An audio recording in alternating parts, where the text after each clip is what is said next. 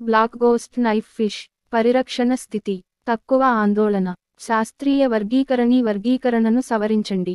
Domain యూకారియోటా, రాజ్యం జంతువులు, వర్గం కార్డేటా, తరగతి ఆక్టినోప్టెరిజి, ఆర్డర్ జిమ్నోటిఫార్మ్స్, కుటుంబం ఆప్టెరోనోటిడే, జాతి ఆప్టెరోనోటస్, జాతులు ఏ అల్బిఫ్రాన్స్, ద్విపద పేరు Apteronotus albifrons, Linnaeus 1766. Black ghost knife fish Apteronotus albifrons అనేది గోస్ట్ నైఫ్ ఫిష్ కుటుంబానికి ఆప్టెరోనోటిడే చెందిన ఉష్ణమండల చేప. ఇవి దక్షిణ అమెరికాలోని మంచినీటి ఆవాసాలలో ఉద్భవించాయి. ఇక్కడ అవి వెనిజులా నుండి పరాగ్వే, పరానా నది వరకు అమెజాన్ బేసిన్తో సహా ఉంటాయి. అవి అక్వేరియాలో ప్రసిద్ధి చెందాయి.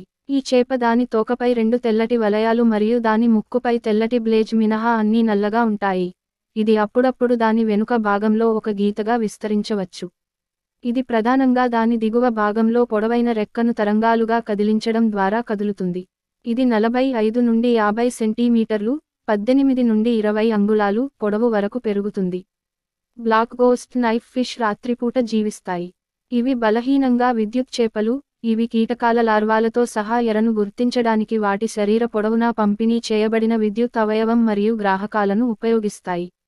కెమెరా వైపు చూపిస్తూ దాని అడుగు భాగం ఉన్న నల్ల గోస్ట్ నైఫ్ ఫిష్ సహజ ఆవాసాలు. బ్లాక్ గోస్ట్ నైఫ్ ఫిష్ స్థానికంగా దక్షిణ అమెరికాలోని ఇసుక అడుగున ఉన్న వాగులలో నివసిస్తుంది. ఈ చేపలలో చనిపోయిన వారి దయ్యాలు నివాసం ఉంటాయని స్థానికులు నమ్ముతారు, అందుకే దీనికి ఈ పేరు వచ్చింది. అక్వేరియాలో బ్లాక్ గోస్ట్ నైఫ్ ఫిష్ చిన్నగా ఉన్నప్పుడు 110 నుండి 150 లీటర్ల 30 నుండి 40 US గ్యాలన్లు మీడియం సైజు ట్యాంకు అవసరం. అయితే అవి పెద్దవిగా పెరిగే కొద్దీ దాదాపు 300 నుండి 340 లీటర్ల 80 నుండి 90 US గ్యాలన్లు పెద్ద ట్యాంకు అవసరం. అవి బయటకు దూకుతాయని తెలిసినందున ఒక మూత అవసరం. బ్లాక్ గోస్ట్ నైఫ్ ఫిష్ అడవిలో గరిష్టంగా 50 సెం. మీ 20 అంగుళాలు పరిమాణానికి చేరుకుంటుంది, కానీ సాధారణంగా ఇంటి అక్వేరియాలో 30 సెం. మీ 12 అంగుళాలు వద్ద పెరగడం ఆగిపోతుంది. అయినప్పటికీ అవి పెద్ద ట్యాంకులో 38 సెం. మీ 15 అంగుళాలు వరకు పెరుగుతాయి. వాటికి దాచడానికి ఒక ఆశ్రయం, ప్లాస్టిక్ ట్యూబ్ లేదా డ్రిఫ్ట్వుడ్ వంటివి అందించాలి. వాటి కంటి చూపు తక్కువ కాంతికి అనుకూలంగా ఉంటుంది కాబట్టి అవి మసకబారిన వెలిగే ట్యాంకును ఇష్టపడతాయి. బ్లాక్ గోస్ట్ నైఫ్ ఫిష్ బలహీనంగా విద్యుత్ చేపలు. అవి ట్యాంకులోని చిన్న చేపలను తింటాయి మరియు కుట్రపూరితమైన వాటిని తట్టుకోలేవు. ఇతర పొలుసులు లేని చేపల మాదిరిగానే ఇవి ఇచ్టియోఫ్థిరియస్ మల్టీఫిలిస్ వంటి పరాన్నజీవుల బారిన పడతాయి. అవి బందిఖానాలో పునరుత్పత్తి చేయగలవు, అయినప్పటికీ బ్లాక్ గోస్ట్ నైఫ్ ఫిష్ పునరుత్పత్తి చేస్తున్నట్లు కొన్ని నివేదికలు మాత్రమే ఉన్నాయి. బందిఖానాలో ఉన్న చేప యొక్క విద్యుత్ సంకేతాలను వినగల ధ్వనిగా మార్చడానికి ఒక పరికరాన్ని ఉపయోగించడం సాధ్యమవుతుంది. దీని వలన శ్రోతలు చేప మాట్లాడటం వినగలరు. మిన్నియాపాలిస్లోని బాకెన్ మ్యూజియంలో అటువంటి పరికరం మరియు బ్లాక్ గోస్ట్ నైఫ్ ఫిష్తో కూడిన ప్రదర్శన ఉంది. విద్యుత్ బ్లాక్ గోస్ట్ నైఫ్ ఫిష్ అనేది ఎలక్ట్రోమోటర్ మరియు ఎలక్ట్రోసెన్సరీ వ్యవస్థల ఫలితంగా బలహీనంగా విద్యుత్ చేప. కొన్ని చేపలు విద్యుత్ సంకేతాలను మాత్రమే స్వీకరించగలవు. బ్లాక్ గోస్ట్ నైఫ్ ఫిష్ విద్యుత్ ప్రేరణలను ఉత్పత్తి చేయగలదు మరియు గ్రహించగలదు. చేపల తోకలో కనిపించే ఒక ప్రత్యేక విద్యుత్ అవయవం విద్యుత్ సంకేతాలను ఉత్పత్తి చేసినప్పుడు ఎలక్ట్రోజెనిసిస్ సంభవిస్తుంది. వీటిని విద్యుత్ అవయవ ఉత్సర్గాలు ఏఓద్లు అని పిలుస్తారు. అప్పుడు ఈ ఏఓద్లను చేపలు గ్రహించడానికి ఎలక్ట్రోరిసెప్టర్ అవయవాలు అని పిలువబడే చర్మంలో పొందుపరిచిన ఇంద్రియ కణాల సమూహాలు విద్యుత్ మార్పును గుర్తించినప్పుడు ఎలక్ట్రోరిసెప్షన్ జరుగుతుంది. ఏఓద్లను 2 ప్రధాన ప్రయోజనాల కోసం ఉపయోగిస్తారు: ఎలక్ట్రోలొకేషన్ మరియు కమ్యూనికేషన్. ఉత్పత్తి చేయబడిన ఈఓడి రకాన్ని 2 రకాల బలహీన విద్యుత్ చేపల మధ్య తేడాను గుర్తించడానికి ఉపయోగించవచ్చు: పల్స్ రకం మరియు వేవ్ రకం. బ్లాక్ గోస్ట్ నైఫ్ ఫిష్ను తరువాతి రకంగా పరిగణిస్తారు, ఎందుకంటే అవి చిన్న విరామాలలో నిరంతరం ఏఓద్లను ఉత్పత్తి చేయగలవు. వేవ్ రకం ఏఓద్లు ఇరుకైన పవర్ స్పెక్ట్రాను కలిగి ఉంటాయి మరియు టోనల్ ధ్వనిగా వినవచ్చు. ఇక్కడ ఉత్సర్గ రేటు ప్రాథమిక పౌనఃపున్యాన్ని ఏర్పాటు చేస్తుంది.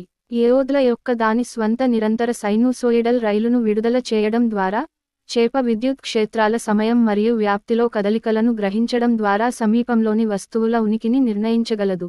దీనిని క్రియాశీల ఎలక్ట్రోలొకేషన్ అని పిలుస్తారు.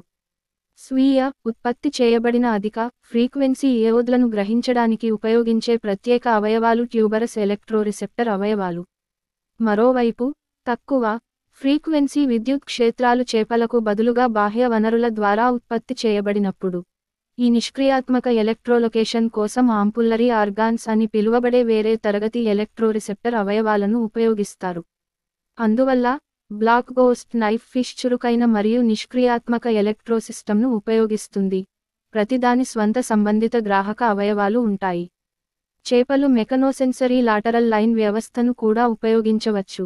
ఇది చేపల శరీరం యొక్క కదలిక ద్వారా సృష్టించబడిన నీటి ఆటంకాలను గుర్తిస్తుంది.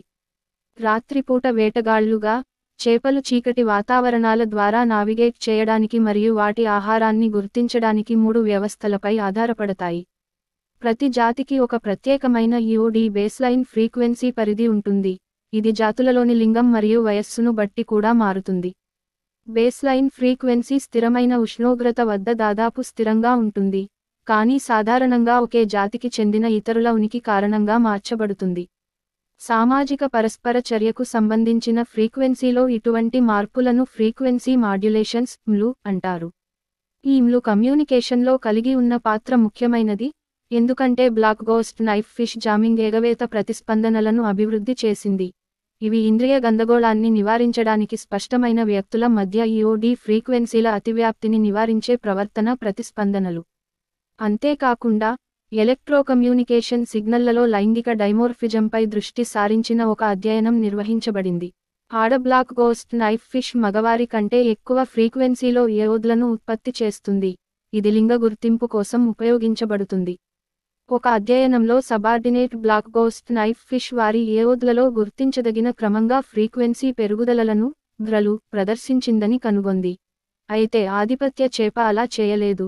కమ్యూనికేషన్ సమయంలో గ్రలు సబ్మిసివ్ సిగ్నళ్లను సూచిస్తాయనే పరిశోధకుల పరికల్పనకు మద్దతు ఇస్తుంది.